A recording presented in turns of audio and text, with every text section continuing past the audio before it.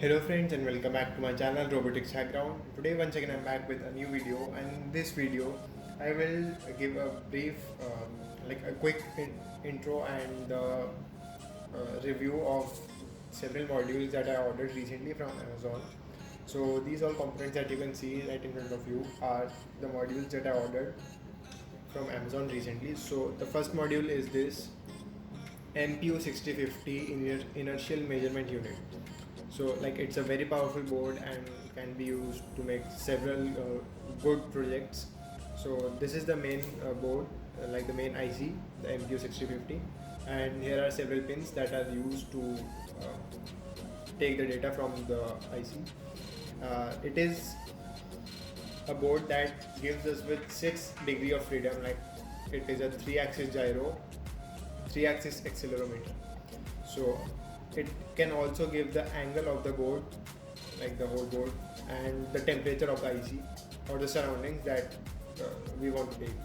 So here are the different pins that are on the board.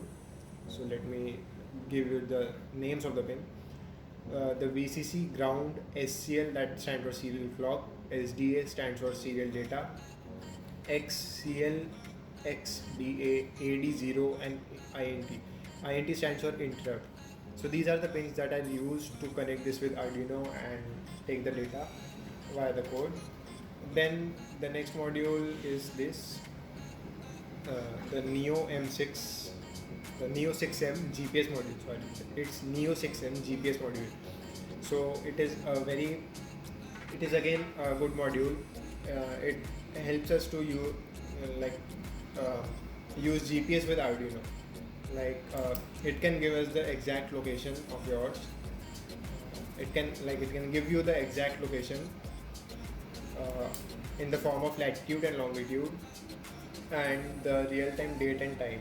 Uh, this all it can provide. It can also give you the speed, give you your speed on land. And so this thing that you can see on the left is the antenna for the ceramic antenna for the board, and here is the main brain, the heart of this board, the Neo 6M the Neo 6M chip. Then here we have the different pins that you can see on the top, the VCC, RX, TX, and ground. So these 4 pins are used to connect this with Arduino. And yeah, like I will make a detailed video on each and every module in the future. This is just a short video, like to give the overview of all the modules. Then the next module is this radio frequency module. These two are the components for the module. So this module works on a frequency of 433 megahertz, and here we have 8 pins. This is the receiver part of the module, and this tiny thing that you can see is the transmitter part. So let's have a look on the receiver first. Here you can see the ANT, that stands for antenna, then 2 ground pins and a 5 volt. Then here you can see a 5 volt data, 2 data pins, these 2 are the data pins, and the ground. So this is the front part and nothing is on the back. Now let's have a look on this transmitter part. So this is the front part of the transmitter, and the names of the pin are given back on the back side. So here you can see the names. The ground, DAT stands for data, the VDD stands for 5 volt, and the antenna is a separate pin.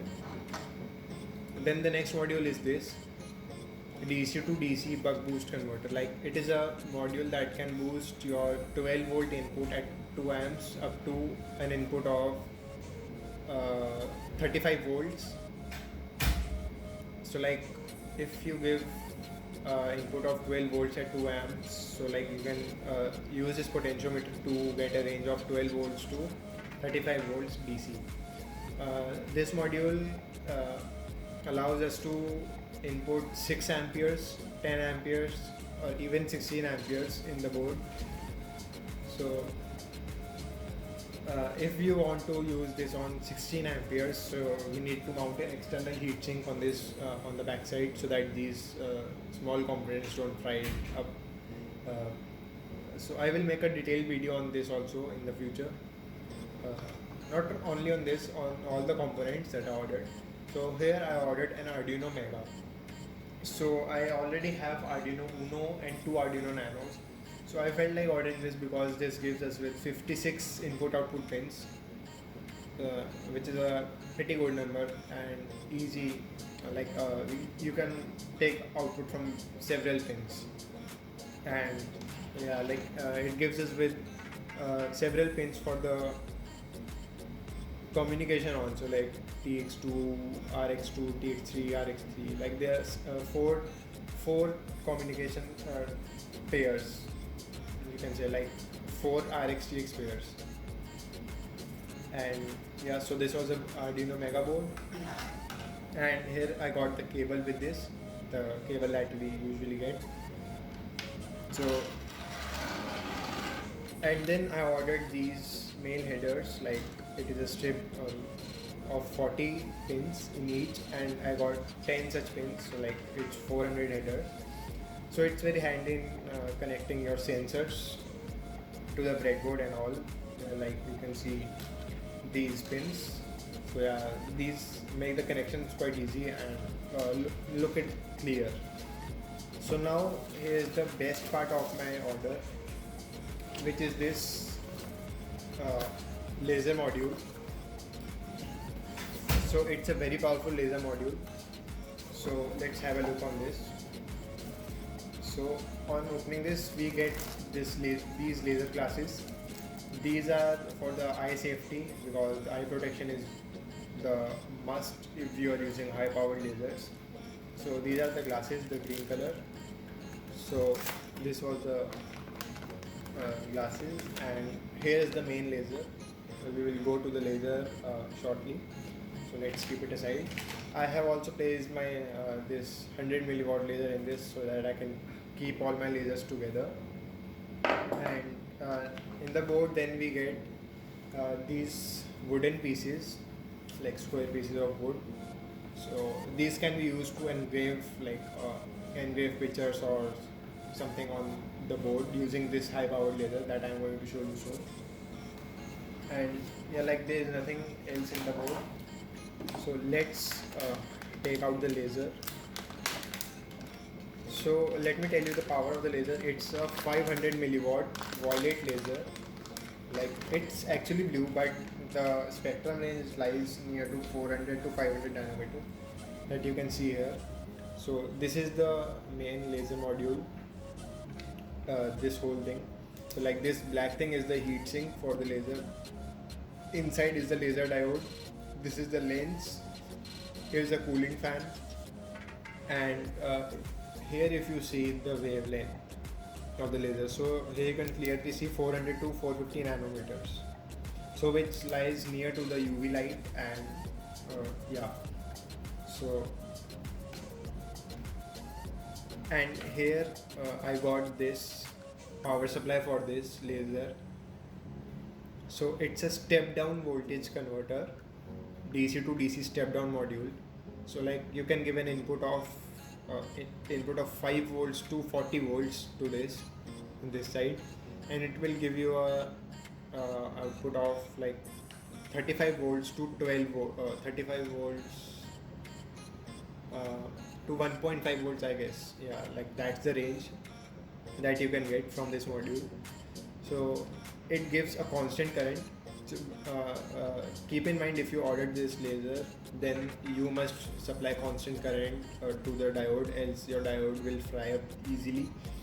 And I have tried this laser from the day I received it. It's a very powerful laser, and obviously it's nothing to like play with. You have to be extra careful while using these, because if you point this on wood, that it will easily burn the wood, like it will engrave on the wood. So you have to be very careful like where you are pointing. So I usually run this on 9 volts because I want to be on the safer side. Like it's a 12 volt laser, but it still works on a 9 volt battery. So, and I don't run this for more than 30 seconds because I'm afraid that I might burn the laser diode. So like it's up to you that what's your usage. So like this was the last product that I ordered, and I was not expecting this power module to that I will get this module with this, because on Amazon in the description of the product it was not mentioned that any such module is included, but when I unboxed the laser I received that the module, so I was like happy to see at least I can give a constant current. Or else if you don't get this module, then you can use 12 volt adapter like this adapter. So like it gives 12 volts on 2 amperes, so this laser consumes 2 amperes of current. So like I powered the laser with this adapter also. The laser worked pretty perfectly, and like it was able to engrave pretty well.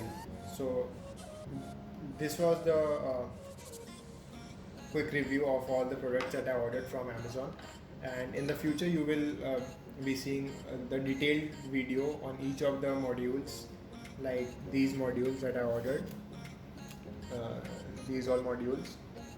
So yeah, hope you like the video. Don't forget to like, share and subscribe, and I will meet you next time.